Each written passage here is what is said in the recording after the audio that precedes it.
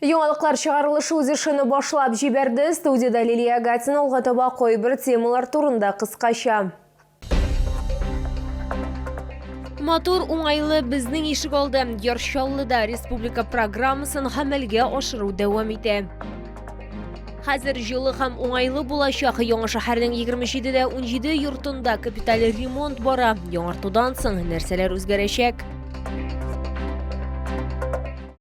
Матур уңайлы безнең ишек алды. Яршалда республика программасын гамәлгә ашыру дәвам итә. Быел шәһәрдә 68 йорт яны территориясын яңарту планлаштырыла. 60-нчы комплекста да төзелеш эшләре актив алып барыла. Быел реконструкция иртәрәк башланды. Шуңа күрә юл төзүчеләр юлларга һәм җәяүлеләр тротуарларына яңа өслек җәюгә дә керештеләр. Микрорайонның ничек үзгәрәчәге турында алдагы материалда җентекләбрәк сөйләрбез. Төзекләндерү программасына 60-нчы комплекста 8 йорт тирәсендәге ишек аллары кертелгән. Хәзерге вакытта машиналар юлын киңәйтү, балалар майданчыгын монтажлау, җәяүлеләр өчен яңа тротуарлар төзү бара. Белгечләр әйтүенчә, алар әлеге микрорайонда яшәүчеләрнең барлык теләкләрен дә исәпкә алганнар. Хәзерге вакытта без юлда һәм тротуарларда асфальт җәябез. Шулар белән бергә ташлар да куела юлларда. Бездән соң инде керәчәкләр балаларга уйнарга дип элементлар куячаклар. Җәяүлеләр әйтүенчә, алар ишек алдын ремонтлауны көткәннәр. Машина юлы мәсьәләсе аеруча кискен тора. Юл катламы тигезсез һәм чокырлы. Башка проблема да хәл ителер дип планлаштырыла. Парковка урыннары аз. Раньше дороги были намного уже, парковаться было неудобно. Сейчас и проезжая часть, и парковка как бы намного удобнее. Это хорошо уж. Современные все дворы делают, даже как бы в старых комплексах. Сама я из 59-го. Там тоже ремонт, все сделано, все красиво. Бүтән халык шатлана, чөнки юлларны төзәтәләр безгә. Аннан соң менә площадкалар, уен площадкалары булган җирдә яңа юллар ясыйлар. Кешеләргә уңайлы иттереп ясыйлар. Шулай ук яңа яктырту баганалары, кече архитектура формалары урнаштырылачак. Үзәк районда 30 йорт яны территориясын яңарту планлаштырыла. Һава торышлары уңай булу сәбәпле һәм безнең подрядчикларның осталыгы аркасында без бу елны төзекләндерү эшләрен башка елдагыларга караганда иртәрәк башладык.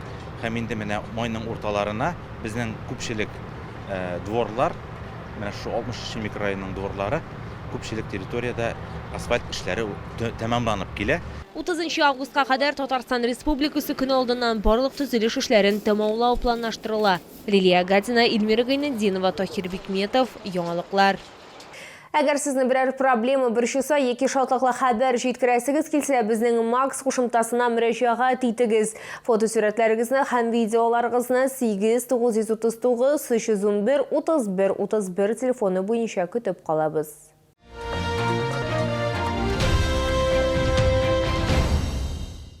Хәзер җылы һәм уңайлы булачак. Яңа шәһәрнең 27дә 17 йортында яшәүчеләр фасадка капиталь ремонт ясалганын озак көткән. Җиләдән, ярыклардан җил рухын, фатирлардагы салкыннар аларны 50 елдан артык газаплаган. Яңартудан соң нәрсәләр үзгәрәчәк, хәбәрчебез белеп кайтты.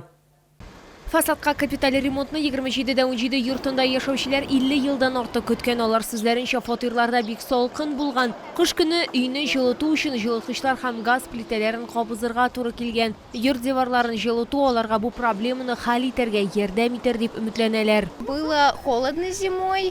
Каждую зиму я всегда ставила обогреватель, потому что не могла находиться из-за того, что, в помещении, из-за того, что было холодно, так как я живу на первом этаже. Вот, летом холодно, особенно когда только начинает теплеть. Вот, поэтому ремонт был необходим. По полу был как бы холодок шел. Сейчас надеемся, что будет получше. В связи с ремонтом я вижу, что утепляют швы. Надеемся, что нам станет тепло наконец. Мы его очень долго ждали, это капитальный ремонт, мы его даже выпросили в свое время, потому что другие дома уже давным-давно отремонтировали, значит, торцы утеплили, а у нас, вот наша квартира, например, торцевая, она очень-очень была холодная, то есть там даже, в принципе, зимой спать не было невозможно, то есть если учитывать, что у меня 4-комнатная квартира, она оставалась 3-комнатной, в принципе, да, вот на холодное время года. Яңа шәһәрнең 27 йортын капиталь ремонтлауга федераль адреслы программа буенча 19 миллион ярым сумнан артык акча бүлеп бирелгән. В состав работ входят работы такие, как утепление торцов, штукатурка, покраска стен, ремонт межпанельных швов, ремонт входных групп, цоколя и отмостки. По состоянию на сегодняшний день выполнение работы практически 40%. Каждый день работает от 8 до 10 человек. Эшләрне июль уртасында тәмамларга планлаштыралар. Узган ел 27 йортының түбәсенә су һәм газ белән тәэмин итү системаларына капиталь ремонт ясалган. Лилия Гатина, Яна Вальдюф, Энисик Санов, яңалыклар. Вәгъдә иттеләр һәм оныттылар. Транспортнигы бакча җәмгыяте әгъзалары безнең редакциягә шундый сорау белән мөрәҗәгать иттеләр. Алар үз участокларына илтүче юлның канәгатьләнерлек булмавына зарлана. Капиталь ремонт дәвам итәчәкме? Бу сорауга җавапны киләсе минутларда яңгыратырбыз. Юл күптән капиталь ремонтка мохтаҗ узган ел барлык тигезсезлекләрне берничә тапкыр асфальт катнашмасы белән тигезләгәннәр, ләкин чокырлар кабат барлыкка килгән. Автомобильчеләр әйтүенчә, бирдә сак кына минималь тизлектә йөрүгә кирәк, югыйсә идарә итүне югалтырга мөмкин. Отвратительная дорога в любом случае. После грузовиков, которые возили глину, ее разбили полностью практически. И ездить очень неприятно. Тем более ездим каждый день. Поэтому должны уже сделать. Вроде начинают там с той стороны. Будем ждать, надеяться. Автомобильчеләр сүзләренчә, машина торышына мондый юл шулай ук йогынты ясый. Ярдәм сорап автомеханикларга даими мөрәҗәгать итәргә туры килә. Только на той неделе авария была. Естественно. А как же? Влияет дорога, это самое главное. Вот она, прошлый год тут КамАЗы ездили. Там вот внизу вообще разбили. Там делали до поворота. А здесь так и никто не делал, так и оставили. Она вот волна. Никто не делал, сказали в этом году, что-то незаметно. Автомобильчеләрнең сорауларына җавап эзләп, без Тукай районы хакимиятенә мөрәҗәгать иттек. Безгә аңлатуларынча, быел юлда ремонтны дәвам итү карала. Эшләрне башкару күләмнәре һәм сроклары сату алу узырганнан соң һәм дәүләт контрактлары төзегәннән соң билгеле булачак. Лилия Гатина, Яна Вальдюф, Энисик Санов, яңалыклар.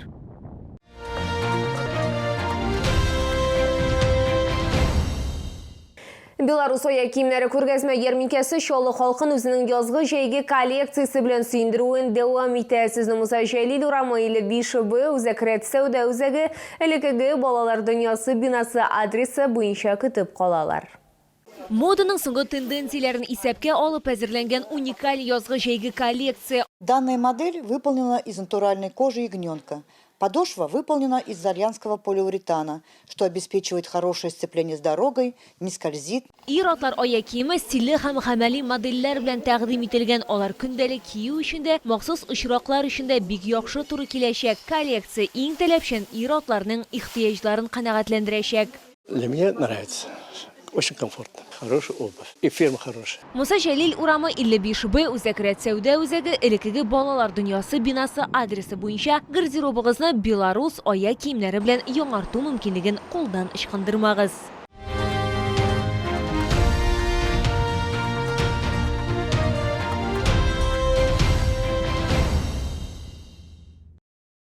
Бу сезгә җиткерәсе соңгы мәгълүматыбыз иде. Мин Лилия Гатина, сезнең белән сау булашам. Исән-имин булагыз.